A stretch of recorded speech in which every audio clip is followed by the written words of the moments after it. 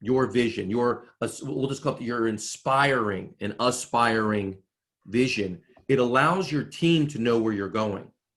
It actually creates accountability to your team. So we all want our team to be accountable. I wish my team bought into our culture. I wish my team did this. I wish my team did that.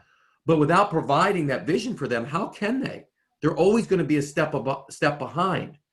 But when you put, here's what we're about, here's where we're going, here's our North Star, as John mentioned, that direction, they now can be like, okay, let me think about how we can get there, how I can help get us there in my position, versus all of it falling on you, versus all of them coming to you and saying, so should we be doing this? Now you can say, well, does that help us move closer to our vision? The other thing it does is prevent you from having the squirrel syndrome. Anybody know what the squirrel syndrome is? Squirrel, squirrel, right? You see a squirrel and all of a sudden you're a dog, you see a squirrel and everything stops.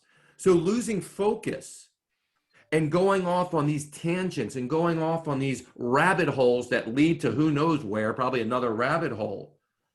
The vision helps you pause and allows your team, whether that's you and your management team, whether that's the whole team, allows you to be like, wait a minute. This seems like a good idea, but we all agreed that we're going this way. So maybe this opportunity isn't really the way we want to go. It allows you to have conversations around that versus you unilaterally saying, we're going here now. Oh, wait a minute. No, we're going here now.